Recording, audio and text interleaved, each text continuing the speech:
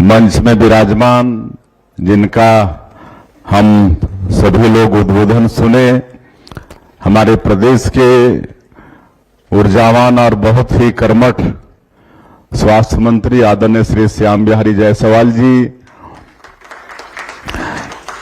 Indian dental association के chairman doctor Arvind Kumar ji, पूर्व chairman doctor Rajiv Singh ji, इस कॉन्फ्रेंस के चेयरमैन डॉक्टर वैभव तिवारी जी, आईडीए के सचिव डॉक्टर विवेक लाड जी, डॉक्टर सौरभ चरड़िया जी, डॉक्टर आशीष अग्रवाल जी, डॉक्टर लोकेश आडवाणी जी, डॉक्टर अभिनव सीतूत जी, डॉक्टर चिराग जोशी जी और डॉक्टर देवेंद्र नायक जी और सभी वरिष्ठ चिकित्सक बंधुगण और प्रदेश भर से आए हमारे दंत चिकित्सक भाइयों और बहनों, और मुझे जानकारी मिली है कि इस 3 दिवसीय कॉन्फ्रेंस में देश के जो वरिष्ठ दंत विशेषज्ञ हैं वो भी आए हैं। उनका भी छत्तीसगढ़ की धरती में रायपुर में मैं स्वागत करता हूं। और आज हमारा परम सौभाग्य है कि एसोसिएशन ने हमें यहां पर आमंत्रित किया है, तो एसोसिएशन का भी मैं आभार व्यक्त करता हूं और आप सबका मैं हृदय से अभिनंदन और स्वागत करता हूं।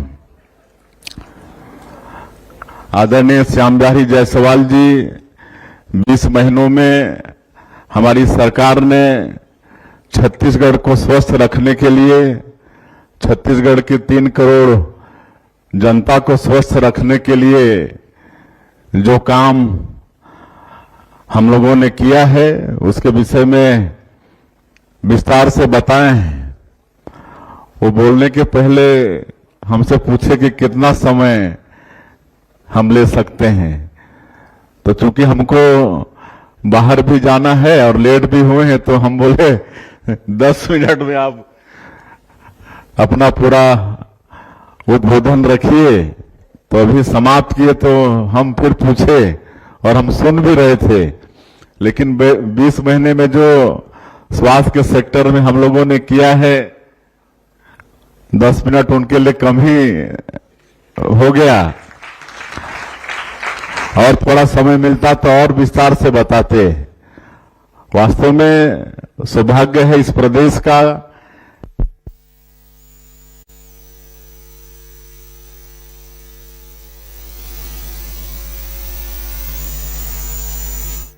थेरेपी, आपका नर्सिंग, आपका मदर चाइल्ड हॉस्पिटल, ये सब काफी करने का प्रयास सरकार की तरफ से हुआ है।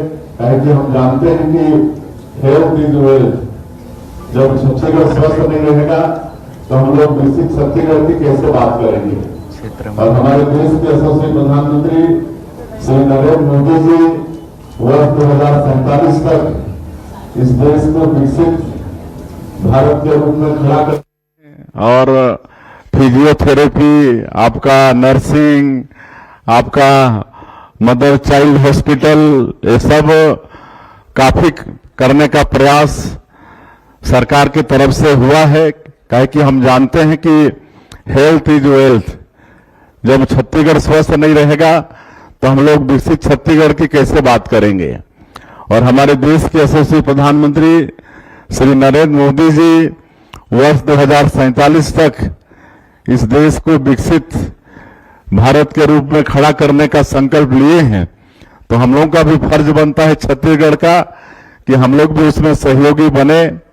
और इसलिए विकसित छत्तीसगढ़ 2047 इसका एक विजन डॉक्यूमेंट हम लोग तैयार किए हैं और उसका लॉन्चिंग भी हो गया है, और हम लोग 10 मिशन बनाकर इसको छत्तीसगढ़ को आगे बढ़ाने का काम कर रहे हैं। वर्तमान में हमारे प्रदेश का जीएसडीपी 5 लाख करोड़ है, तो 2047 तक हम लोग अपने प्रदेश के जीएसडीपी को 75 लाख करोड़ पहुंचाने के लिए काम कर रहे हैं और ये संभव हो भी जाएगा क्योंकि छत्तीसगढ़ खनिज संपदा से भरपूर प्रदेश है। 44% भूभाग यहाँ का फॉरेस्ट है, सैकड़ों तरह के फॉरेस्ट प्रोड्यूस हैं। यहाँ की धरती भी उर्वरा शक्ति से भरपूर है, मेहनत का किसान है। छत्तीसगढ़ के लोगों के लिए कहा गया है छत्तीसगढ़िया सबले बढ़िया। तो निश्चित रूप से हम लोग 2047 तक अपने प्रदेश को विकसित छत्तीसगढ़ के रूप में खड़ा कर पाएंगे और यहाँ के जीएसडीपी को 75 लाख करोड़ तक पहुंचाएंगे, ऐसा मुझे पूरा विश्वास है। और 20 महीने में हम लोगों ने मोदी की जो गारंटी थी 2023 के विधानसभा के चुनाव के समय 3 करोड़ जनता से जो हमारी पार्टी का वादा था, हमारे माननीय यशस्वी प्रधानमंत्री जी का वादा था, जिसको हम लोग मोदी की गारंटी का नाम दिए हैं, तो उस गारंटी का अधिकांश काम हम लोगों ने मात्र 20 महीने में पूरा किया है।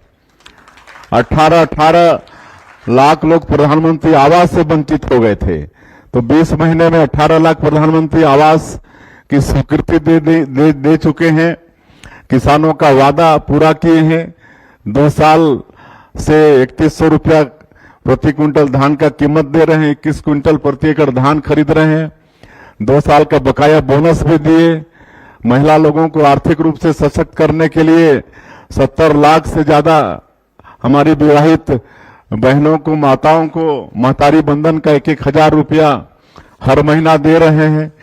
तेंदुपत्ता से यहाँ के 12 12.5 लाख लोग जुड़े हैं वनवासी क्षेत्र के, उनका कीमत बढ़ाए हैं। तो इस तरह से मोदी की गारंटी का अधिकांश काम हम लोग पूरा किए हैं। और स्वास्थ्य के क्षेत्र में भी जब 2000 में छत्तीसगढ़ राज्य बना तो 1 मेडिकल कॉलेज होता था, आज 15 मेडिकल कॉलेज यहाँ पर हो गया है। शिक्षण की भी सारी संस्थाएं आ गई हैं, IIT, IIM, IIIT, law, university, सब कुछ जो भी शिक्षण की संस्थाएं हो सकती हैं वो आ गई हैं। और वर्ष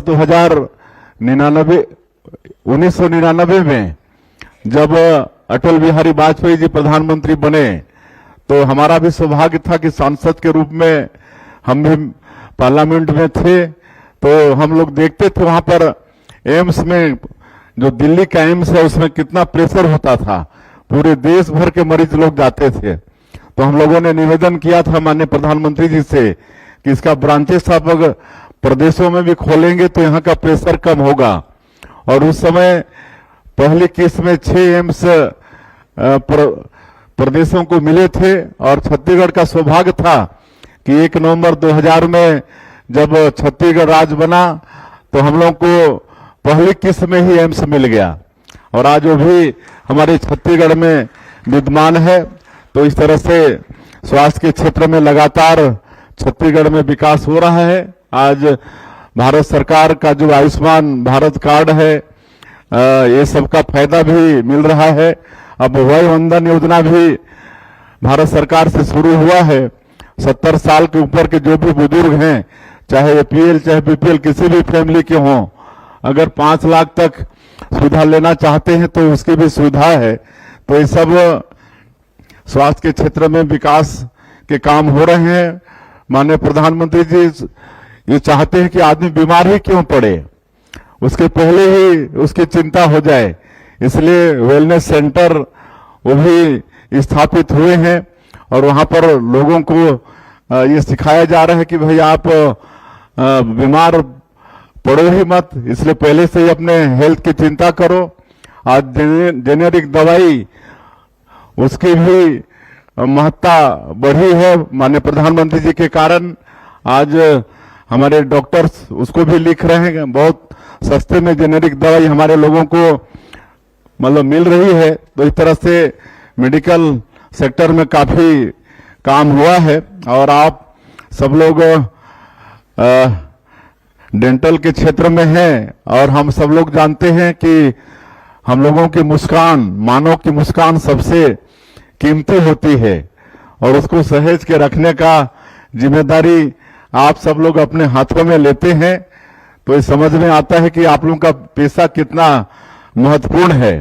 लेकिन जब हम लोग देखते हैं कि माउथ कैंसर जैसे एड में सब हम लोग देखते हैं टीवी में, तो बड़ा खराब लगता है।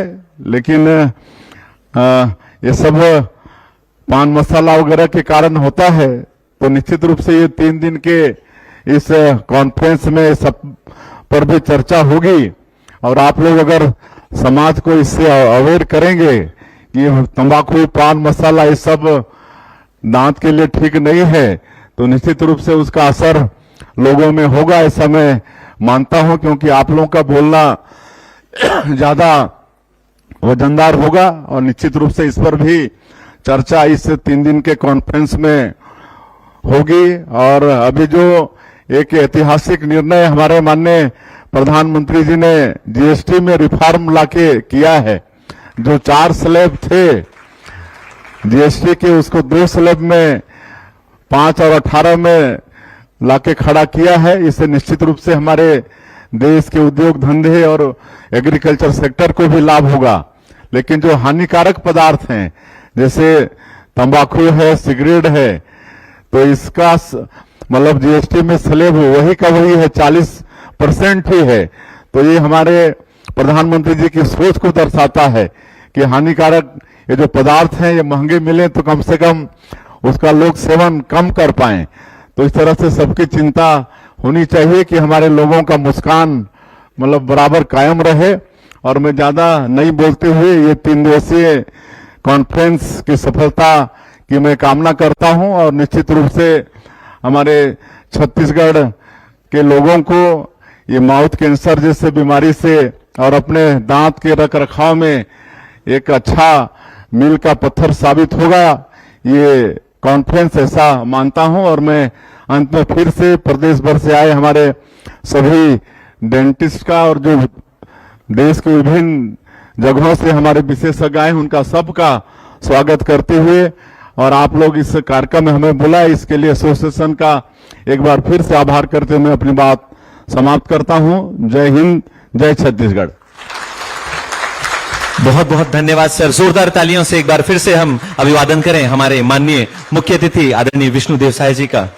अब हम कार्यक्रम के एक अत्यंत महत्वपूर्ण एवं प्रतीकात्मक क्षण की ओर बढ़ रहे हैं।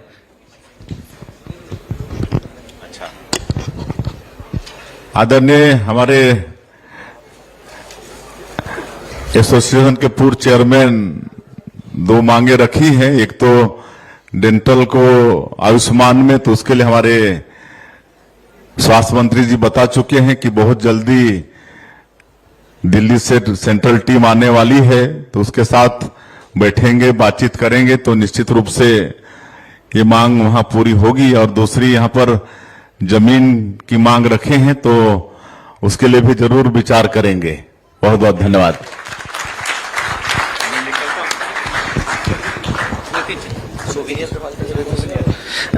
अब मैं सभी अतिथियों से अनुरोध करूंगा कि वे मंच पर ही रहें, मौजूद रहें, और हम स्मारिका यानी सुवीनियर का विमोचन